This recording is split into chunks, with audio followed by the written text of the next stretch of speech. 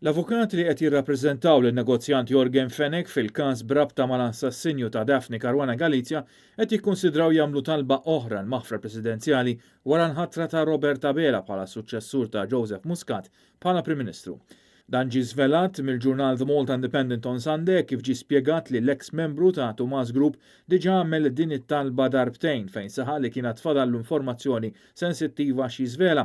Madankollu fiż-żewġ okkażjonijiet ir-risposti minn Joseph Muscat kienu dejjem fin-negattiv. L-ewwel darba Muscat ħad deċiżjoni minn jeddu wara konsultazzjoni mal-Avukat Ġenerali, filwaqt li t-tieni darba d-deċiżjoni ttieħdet wara lejl twil ta' diskussjonijiet mal-Kabinet. Sorsi qrib The Malta Independent on Sunday saħħu li l-affarijiet jafu jinbidlu għaliex taħt it-tmexxija ta' Robert Abela din il-maħfra presidenzjali taf tasal sabiex dawk kollha involuti f'dan ir-reat atroċi jingħataw dak li ħaqhom.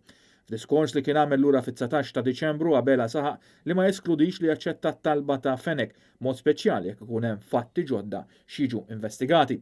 Madankollu ġara darba jieħu din id-deċiżjoni, Robert Abela jkun qed idur kontra l-kabinet immexxi mill-predeċessur tiegħu Joseph Muscat, ir-raġel tas-sena fil-korruzzjoni u l-kriminalità organizzata għall-2019 skont l-OCCRP li qatt ma ċaħat li rċieva arloġġ Bulgari li jiswa l-eluf ta' euro kif ukoll fl-ixken tal-inbit li laħqu somma komplessiva ta' iktar minn 5,000 euro mingħand Jorgen Fenech.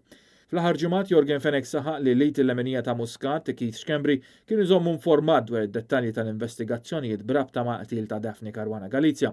Fi kliem sempliċi, negozjant qed jallega li Chief of Staff tal-Prim Ministru Joseph Muscat kien involut direttament jew indirettament fl-assassinju tal-ġurnalista, allegazzjonijiet li sallum Keith Schembri ċaħad. Jorgen Fenech qed jiġi akkużat fost oħrajn bl-organizzazzjoni u l-finanzjament ta' assoċjazzjoni kriminali kif ukoll il-kompliċità fl-assassinju ta' Daphne Caruana Galizia, akkużi li huwa iwieġeb mhux ħati għalihom.